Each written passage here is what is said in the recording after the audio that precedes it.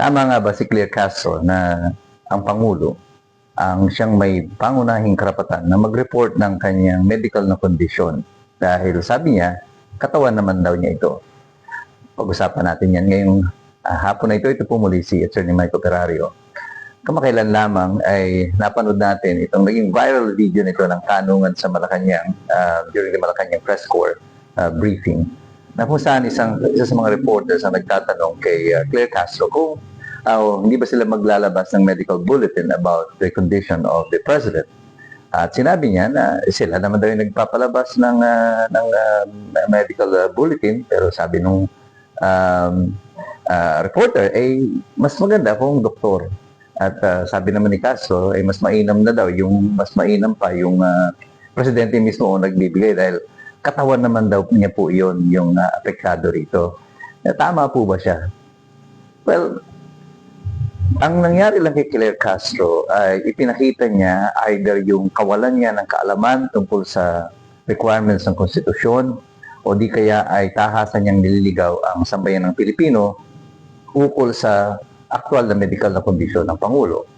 Bakit natin sinabi yan? It's because doon po sa Article 7, Section 12 on the Executive Department, binibigyan doon ng responsibilidad ang Malacanang o ang Executive Department na ipaalam sa Kongreso at sa publiko ang aktual na medical na kondisyon ng Pangulo. At pag sinabi mong aktual na medical na kondisyon, hindi mo pinag-uusapan dyan yung pakiramdam. Masakit ba ang iyong leeg o ikaw ba ay nadudumi o hindi ka madumi. Hindi po ganun yun. Ang requirement po doon is for us to declare and truthfully kung ano yung aktual na medical na kondisyon. At tama po yung reporter, doktor lamang po ang makakagawa niyan. Kagaya po sa Amerika, na kung saan ipinatan yung ating constitution. Kapag po may sakit ang Pangulo, required po sila that they update the public with the regular medical bulletin. At doon sa Section 11 of Article 7 ng Konstitusyon, actually, kapag ang President is temporarily incapacitated, halimbawa nga siya ay nagkasakit o under coma, or whatever condition na hindi niya kayang i-perform ang kanyang function, ay dapat magsumiti sila ng pasubali o ng notice sa Kongreso tungkol dito. Kung hindi niya po ito gagawin, ay yung kanyang cabinet secretary, majority of the cabinet, can write Congress and tell them of the actual condition. At kung magkaroon ng conflict between sa deklarasyon ng Pangulo at ng inyong gabinete, pwedeng yung Kongreso mag-determine kung sino talaga yung nagsasabi ng totoo. In this condition, well, mukhang malabo naman mangyari ito sa kasalukuyan kasi imposible naman yung mga cabinet secretary ni BBM ay magsabi na may sakit yung aming Pangulo. Kung itatago yan, ay mas itatago nila.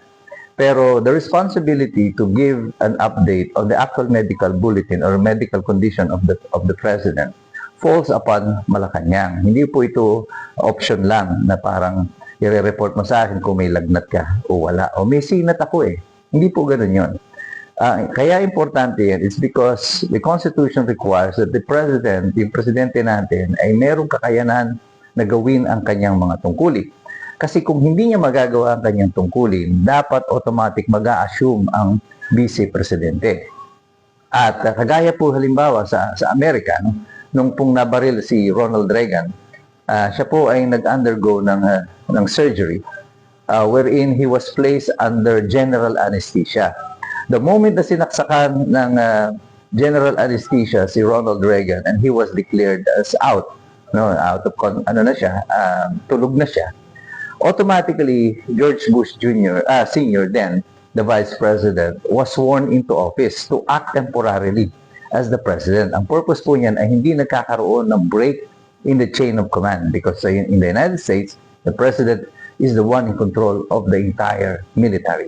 If the the Commander-in-Chief is down, kailangan merong automatic na mag-assume. That is the function of the Vice President. In this case, hindi nila magawa yan because the Vice President who will assume is Sara Duterte.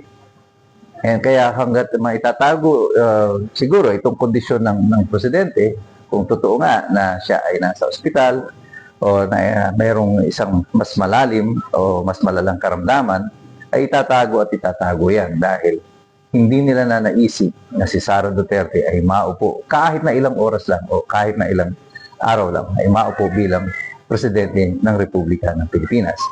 Kaya, Madam Claire Castro, sana po, pag-aralan niyo munang mabuti kung ano yung isinasaad ng konstitusyon tungkol dito para nai-inform naman yung publiko ng tama. Ang karapatan namin bilang mamamayan ay masabihan kung ang aming presidente, the commander-in-chief of the military, is still able to perform his duty. Hindi po ito optional. This is mandatory. To tell the truth is mandatory. Where is the president? Alam na nating lahat ang sagot dyan kasi lahat tayo nagsisipag-aral. Alam natin kasi mahirap makialam ang taong walang alam. God bless you. God bless us all.